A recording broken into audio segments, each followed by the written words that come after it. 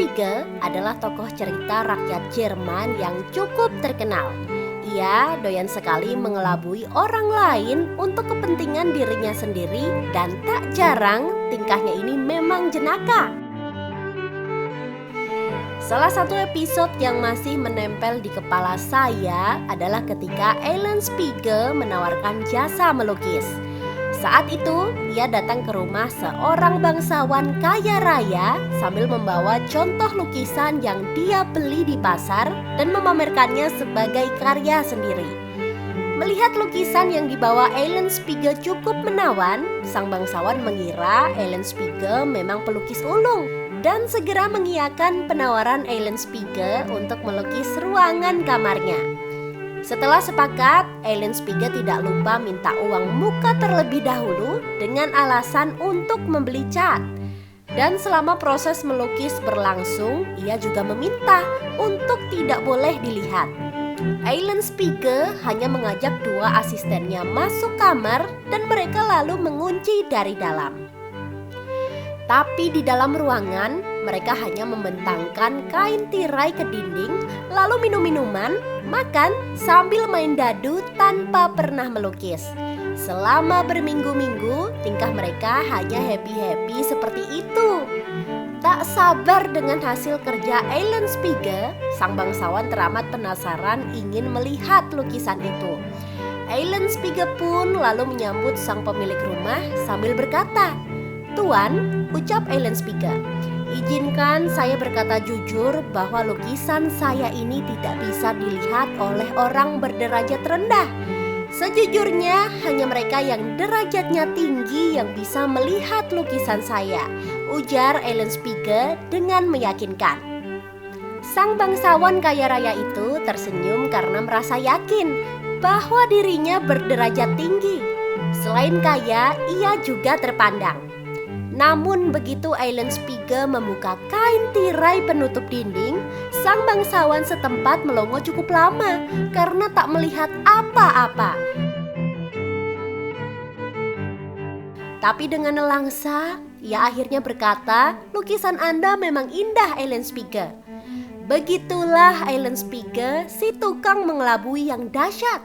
Dalam kehidupan sehari-hari, orang seperti Ellen Spiegel juga pasti ada. Begitupun dalam politik hari ini. Mereka adalah golongan yang sebenarnya tidak bisa bekerja, tapi dibekali kemampuan berkata-kata yang cukup aduhai. Perlu kejelian untuk bisa membongkar tabir itu. Tak hanya melihat rekam jejak, keseharian dan kebiasaan cara bicara juga bisa mengidentifikasikan. Jika menyimak pidato Anies Baswedan di Medan beberapa waktu lalu, kecenderungan Anies menganut Ellen Spiegel memang ada. Dengan tutur katanya yang meliuk-liuk, Anies menyinggung keadilan sosial yang katanya sudah hilang di negeri ini. Yang dimaksud Anies adalah ketimpangan dan selisih harga-harga yang masih jauh di wilayah terluar. Apakah selama ini dia tidak melihat pembangunan yang dilakukan Presiden Jokowi tol darat dan tol laut sehingga memangkas ketimpangan? Tentu saja Anies juga sebenarnya paham bahwa hanya di era Jokowi harga BBM bisa setara. BBM di Papua yang semula seharga Rp60.000 kini sudah sama dengan harga nasional. Tapi kepiawaian Anies berkata-kata memang meyakinkan.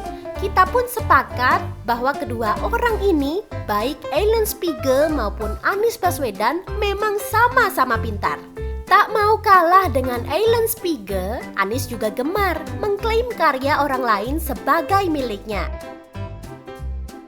Alhamdulillah mulai bulan Februari kemarin diperlukan hanya 2 jam untuk Safira, karena mulai bulan Februari kita menyiapkan kendaraan dari Dinas Perhubungan seminggu 3 kali yang bisa menjangkau Safira dalam waktu 2 jam. Masih di lokasi yang sama, Anies membanggakan pembangunan di Kepulauan Seribu.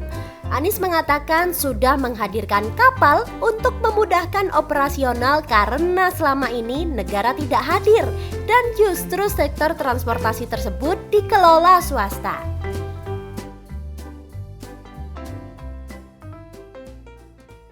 Faktanya, pembangunan di Kepulauan Seribu sudah gencar digalakan di zaman Ahok, termasuk sektor transportasinya. Penambahan kapal perintis yang melayani warga Kepulauan Seribu juga sudah dilakukan di era Ahok. Kapal perintis ini dihadirkan Kemenhub, namanya Sabuk Nusantara 46. Peluncurannya diresmikan Ahok bersama Ignatius Jonan yang waktu itu menjabat Menteri Perhubungan. Bahkan pemerintah mensubsidi sebesar 5,6 miliar untuk ongkos kapal tersebut. Anies sekarang memang sedang jualan kata-kata. Di berbagai tempat dalam agenda lawatannya, dia selalu ngomong bahwa yang dia tawarkan bukan visi, tapi rekam jejak. Baiklah, mari kita tengok rekam jejak Anies Baswedan selama dia memimpin Jakarta. Seberapa besar Anies berpihak pada rakyat dengan APBD yang mencapai 80 triliunan per tahun atau lebih dari 300 triliun selama Anies menjabat. Program rumah DP 0 rupiah yang punya andil besar kemenangan Anies adalah kegagalannya yang mutlak. Dari yang semula ditargetkan membangun 232-214 unit rumah, justru diturunkan jadi 10.460 unit. Itu pun yang terrealisasi hanya 2.322 rumah. Tapi di depan publik, Anies bersiul merdu sekali. Alhamdulillah, satu-satunya janji kampanye tuntas. Dan inilah program hunian salah satunya yang tuntas, ujar Anies seperti diberitakan di kompas.com. Anda lihat sendiri bukan, ucapan Anies memang memikat. Saya rasa inilah jurus yang konsisten dan akan terus-menerus dipakai Anies. Selain program hunian yang gagal itu, Anies juga punya OKOC, sumur resapan untuk penanganan banjir, dan masih ada beberapa lainnya yang nasibnya sama-sama terpuruk. Bahkan yang mencengangkan, dengan APBD sebesar itu, angka kemiskinan di Jakarta justru bertambah di era Anies. Anak putus sekolah di kota metropolitan juga tertinggi senasional. Itu karena yang dikerjakan Anies bukan untuk masyarakat, melainkan untuk dirinya sendiri.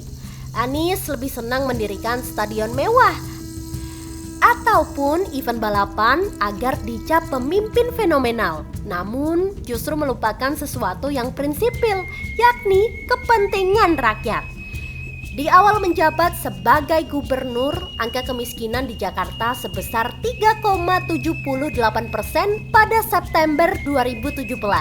Namun pada Maret 2022, jumlah itu bertambah menjadi 4,69% atau sebanyak 502.000 jiwa. Hasil survei yang dirilis Nusantara Strategic Network juga mengungkapkan sebanyak 60,3% warga DKI Jakarta tidak puas dengan kinerja Anies Baswedan. Hanya 33,8% penduduk yang menyatakan puas. Survei itu juga diberitakan oleh suara.com. Tentu saja sangat wajar jika ketidakpuasan itu muncul. Sebab sebagai pemimpin, Anies telah melupakan sisi esensialnya, yakni membawa masyarakat menjadi lebih baik lewat program dan kebijakan yang dilahirkan. Saya pun sempat terkejut ketika Surya Paloh tiba-tiba mendeklarasikan Anies Baswedan sebagai capres. Tapi kemudian saya berpikir positif. Jangan-jangan Surya Paloh ini adalah bangsawan yang terkagum-kagum dengan lukisan Ellen Spiegel. Salam Sobar Dialog.